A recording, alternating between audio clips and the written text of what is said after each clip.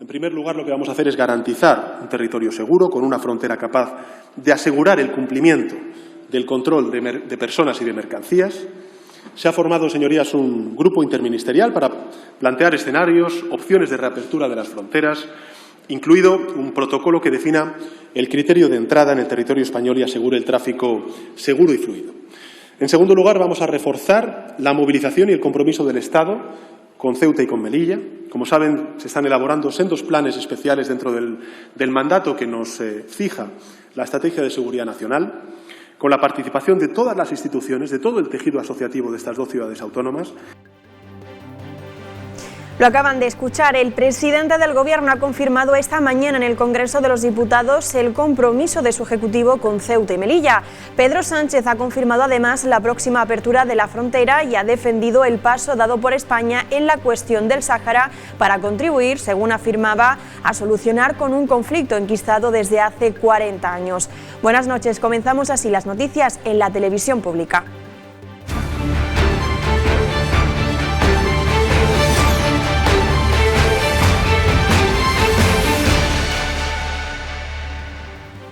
La ciudad ha puesto en marcha un programa de apoyo a mujeres, iniciativa que está financiada por la Unión Europea. El objetivo es mejorar su empleabilidad y cualificación personal y promover su inserción laboral en ámbitos con buenas perspectivas de empleo. Este programa está previsto para alrededor de 1.700 beneficiarias, si bien la ciudad pretende alcanzar finalmente las 2.200 participantes, quienes también tendrán la oportunidad de adquirir competencias digitales y medioambientales. El primero es atender a estas 1.700 mujeres que selecciona el SEPE y a partir de ahí pues vamos intentando ayudarle a través de la orientación laboral cuál puede ser la salida profesional.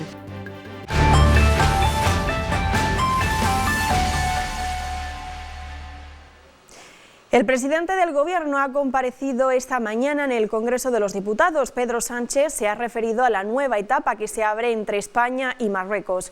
El jefe del Ejecutivo niega que en la cuestión del Sáhara haya habido un giro de gobierno. Afirma que es un paso más en un camino iniciado desde hace 14 años, cuando España saludó la propuesta de autonomía como valiosa a un conflicto ya enquistado desde hace 40 años. Asimismo, ha abogado por tener con Marruecos las mejores relaciones posibles.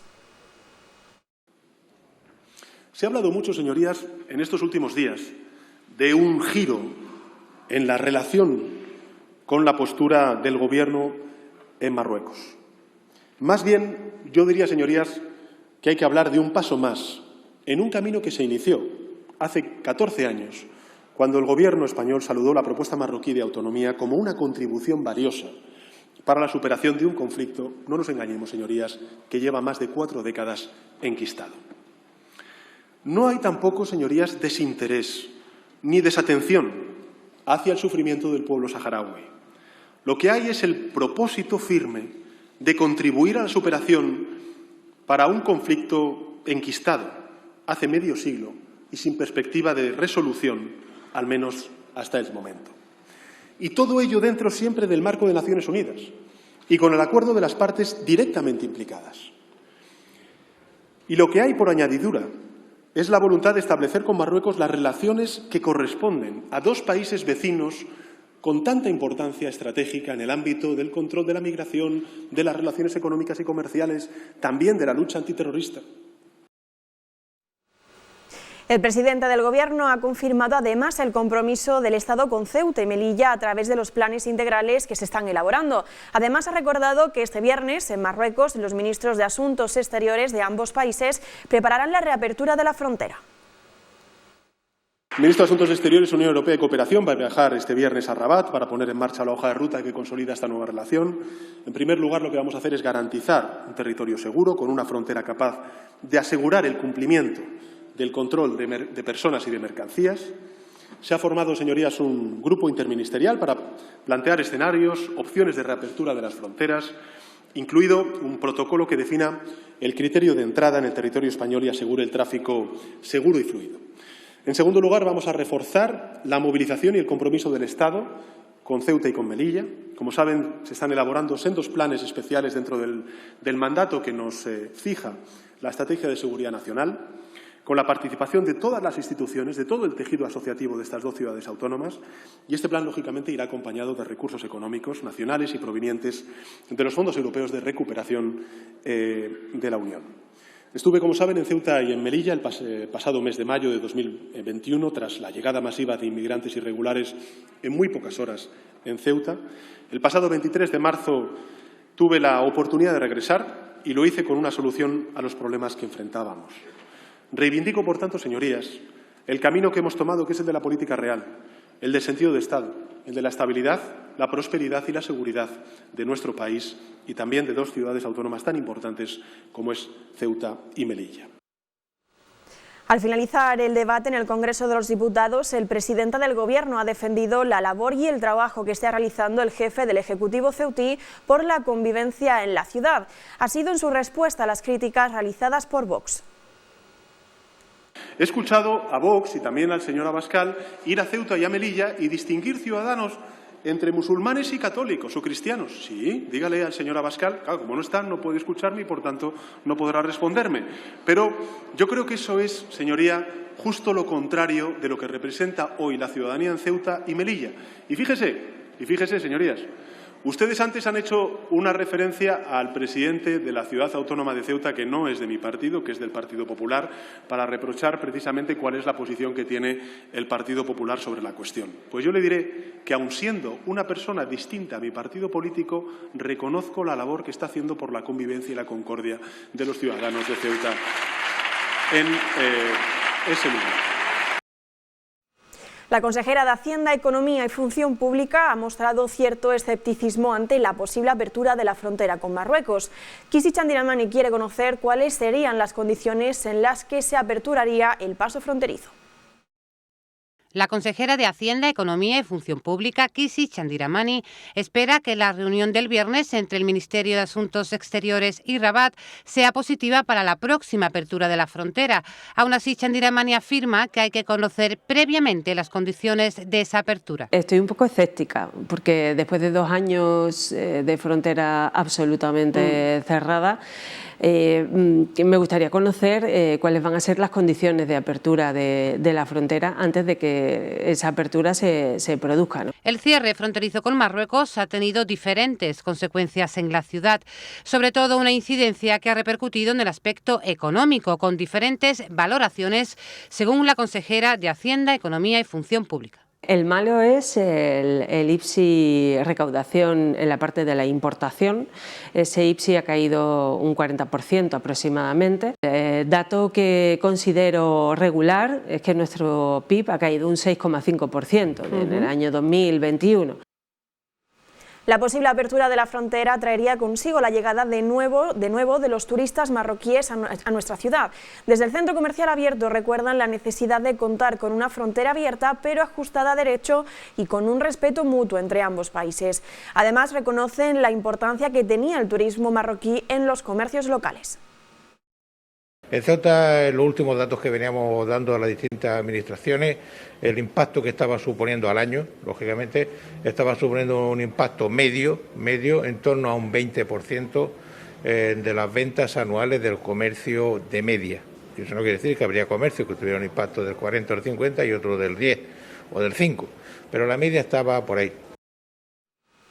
Debido al cierre de la frontera, el número de empleadas de hogar se ha reducido notablemente. Precisamente este miércoles se celebra el Día Internacional de las Trabajadoras del Hogar, un colectivo que desde la Federación de Servicios de Comisiones Obreras señalan que en Ceuta está muy precarizado por los condicionantes de la ciudad y el movimiento de transfronterizos. El último informe que he leído del año 2020 se habla de 2.518 en 2020 y 800 y pico al año siguiente, en el año 2021, pero te hablo un poco de memoria, no me gustaría dar certeza a esos datos. Lo que se está hablando, tanto en Ceuta como en Melilla, son de esos porcentajes, de un descenso muy importante de las trabajadoras por los cierres fronterizos, que en este caso creo que la asociación APA hablaba de un 97% de las trabajadoras, 96% de las trabajadoras que se llevan a cabo estos trabajos en Ceuta y en Melilla son trabajadoras que vienen procedentes de Marruecos.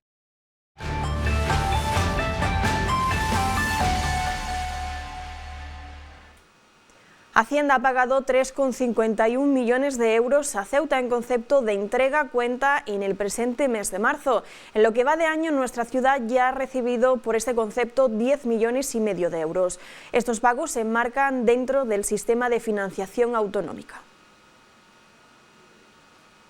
La consejera de Hacienda, Economía y Función Pública cree que las medidas adoptadas por el Gobierno central para hacer frente a las consecuencias derivadas de la guerra son pocas. Como saben, el plan va a movilizar 16,000 millones de euros con 6,000 millones de euros en ayudas y rebajas fiscales. A ver, toda medida me parece positiva, es decir, hay que iniciar un camino, ¿no?, para ayudar a todos los sectores que se están viendo afectados, porque al final está afectando a todo el sector económico de este país y ya venimos de una crisis de la pandemia, en el caso de Ceuta, de una crisis fronteriza. Me parecen pocas. Yo creo hubiera sido más ambicioso. Estamos hablando de 6,000 millones, cuando la recaudación, tanto por estos impuestos que tienen los carburantes y la energía, más la falta de indexación o la indexación del IPC o de la inflación, mejor dicho, a la recaudación que va a haber por el impuesto de la renta, va a suponer unos ingresos extraordinarios para el Estado de 7,500 millones de euros. Yo me gastaría esos 7,500 millones de euros en ayudar al sector pesquero, a la agricultura, al transporte.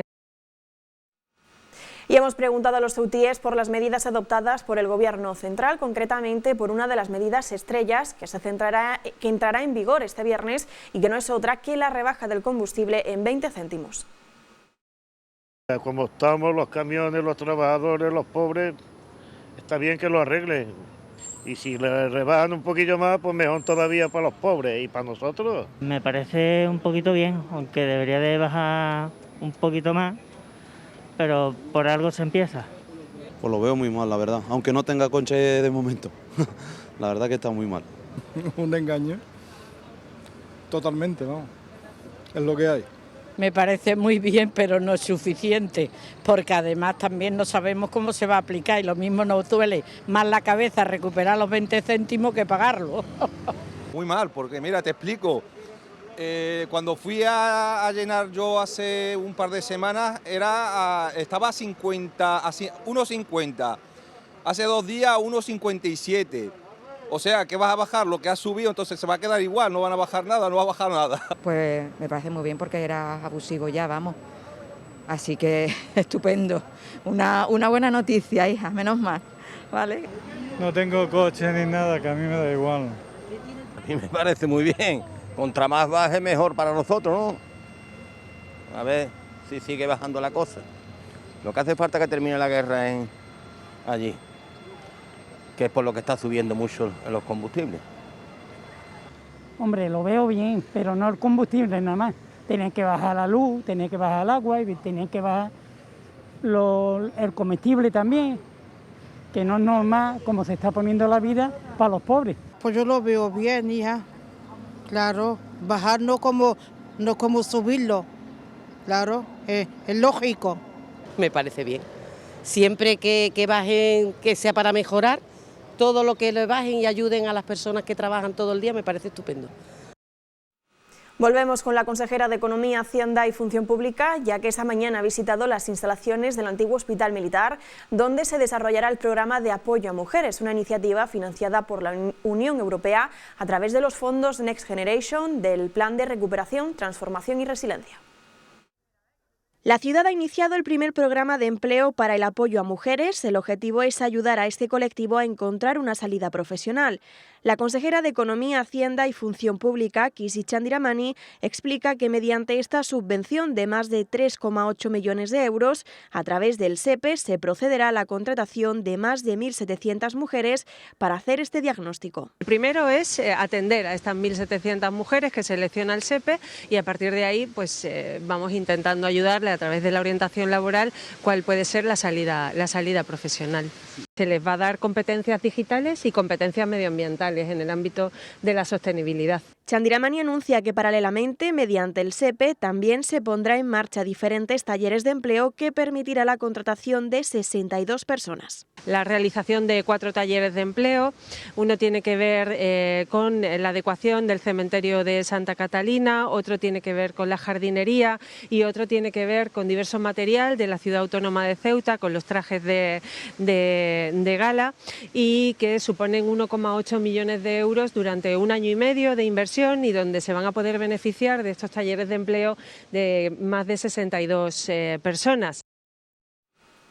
Cambiamos de asunto. El consejero de Medio Ambiente y Servicios Urbanos, acompañado de su equipo, ha visitado esta mañana la barriada Miramar Alto. Allí se ha comprometido a actuar para reparar la impermeabilización de los garajes de la zona, un asunto que le ha vuelto a recordar el presidente de esta barriada.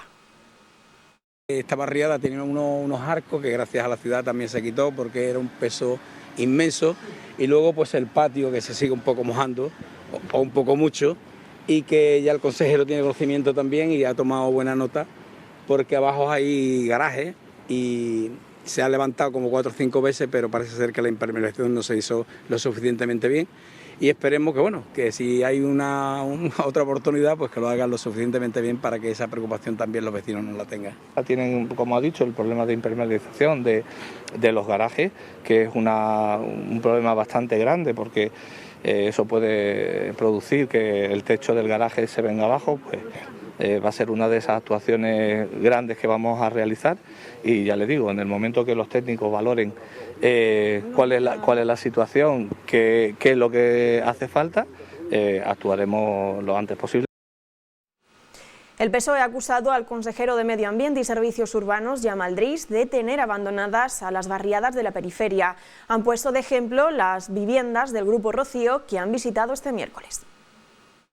El secretario general del PSOE, Juan Gutiérrez, acompañado por miembros de su ejecutiva, ha girado visita a las viviendas del Grupo Rocío, que presentan a su juicio un gran deterioro en sus cornisas y fachadas, lo que afirma ha provocado desprendimientos. Según el PSOE, la zona también tiene otras carencias como falta de puntos de luz, asfaltado en malas condiciones, alcantarillado roto, falta de barandilla en escaleras de acceso y la falta de un local social.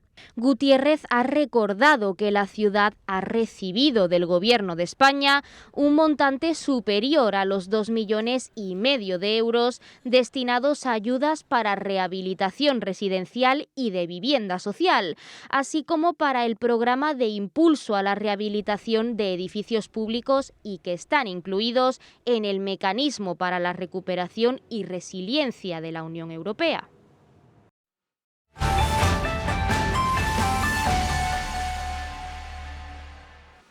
Esta mañana se ha celebrado el Consejo de Administración de Angevicesa, una convocatoria en la que el MDIC ha planteado cuestiones como la estabilidad laboral de la plantilla y futuras contrataciones ante la entrada en vigor de la reforma laboral.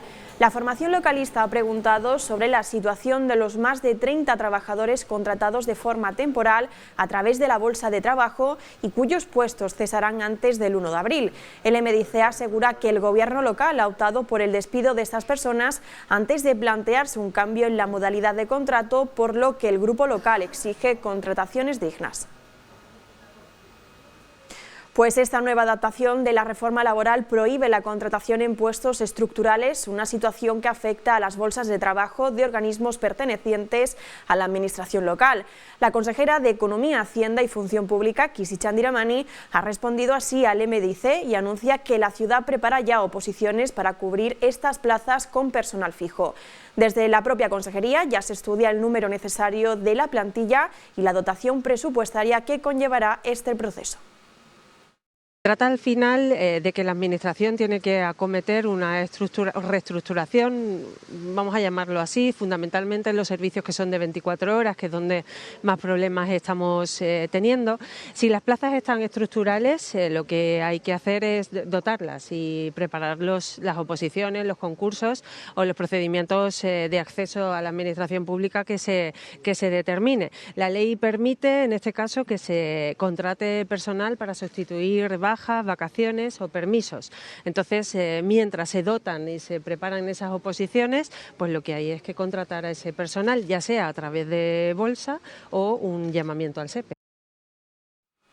Comisiones Obreras gana parcialmente por vía judicial el derecho de acceso a teletrabajo en el ámbito de la administración local a sectores que fueron excluidos durante la pandemia.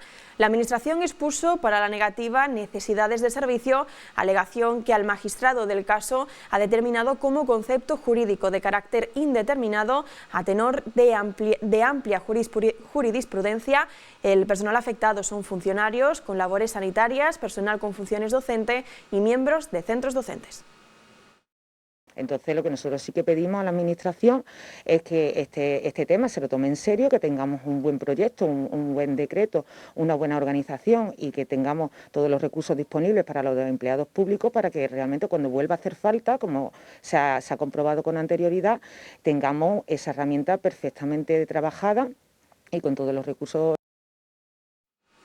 La Cámara de Comercio lanza la convocatoria de las ayudas del Plan de Movilidad Internacional para jóvenes beneficiarios del Sistema Nacional de Garantía Juvenil.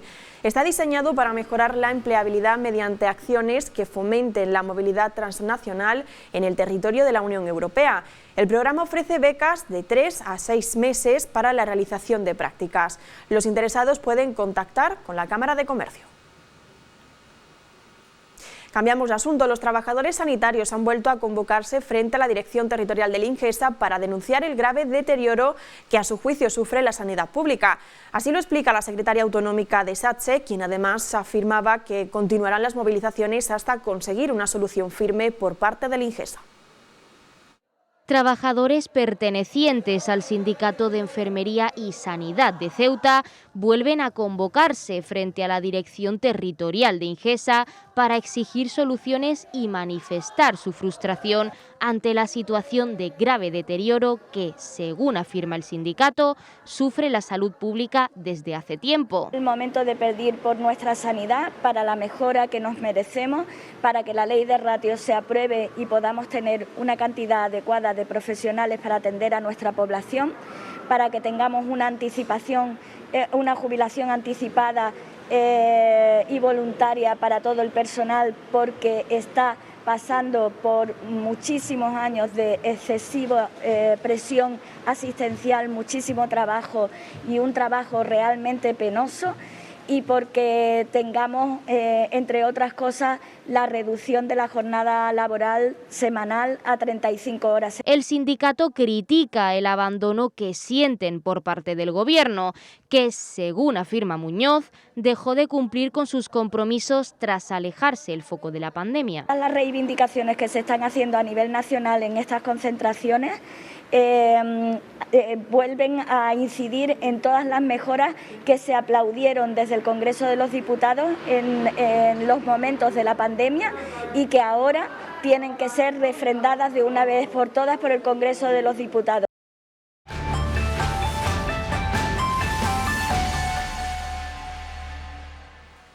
Con motivo del Día Mundial del Trastorno Bipolar, la psicóloga perteneciente a la asociación ACEFEB ha explicado el origen de esta patología y su tratamiento.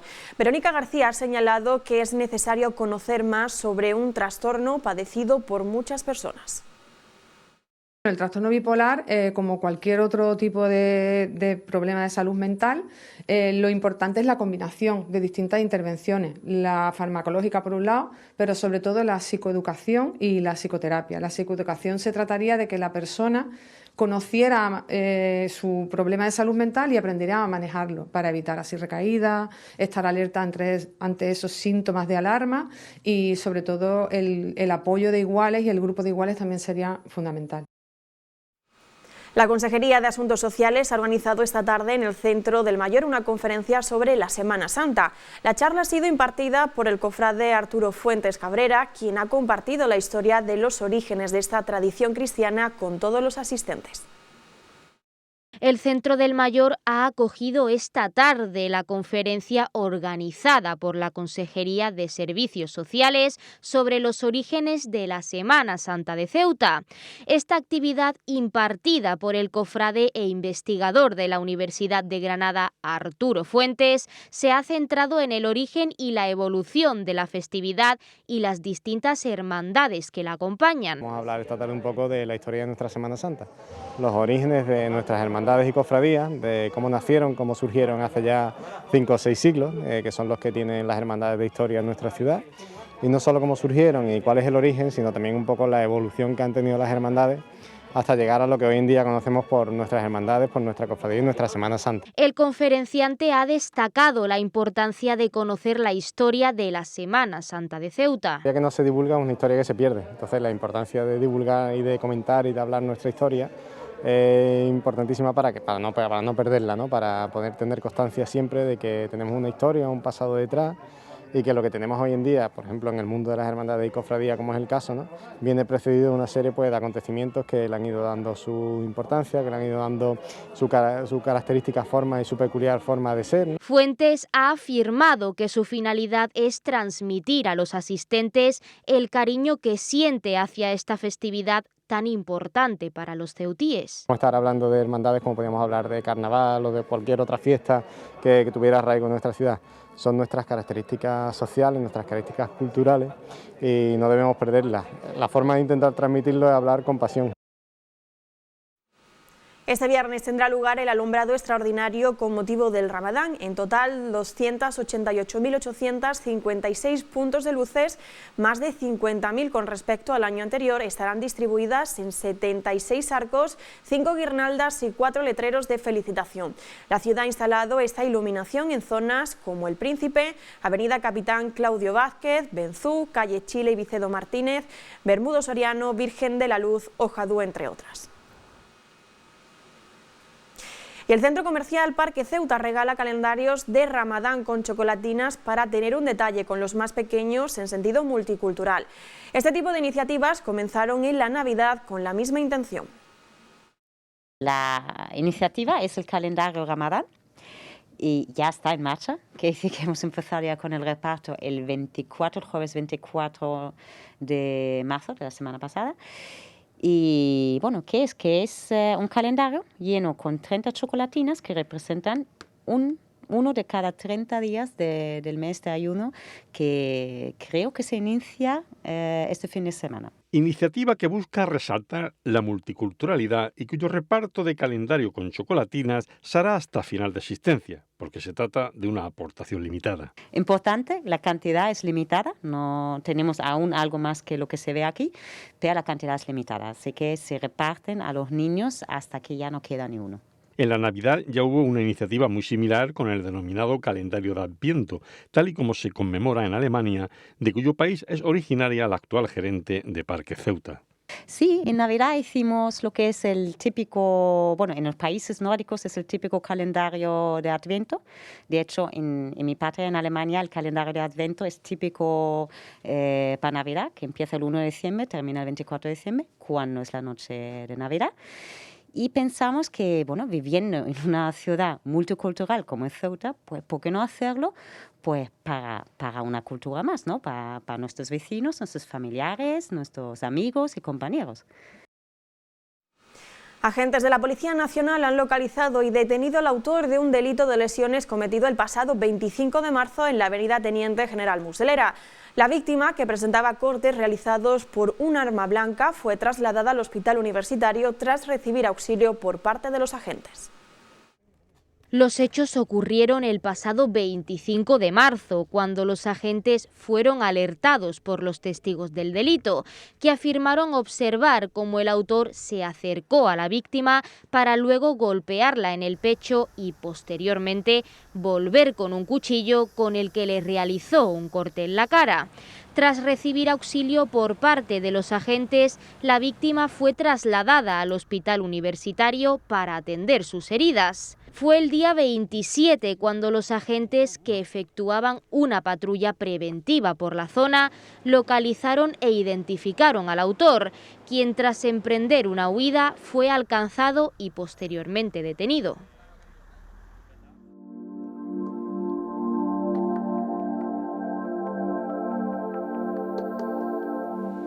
Y conocemos ahora las previsiones del tiempo para los próximos días.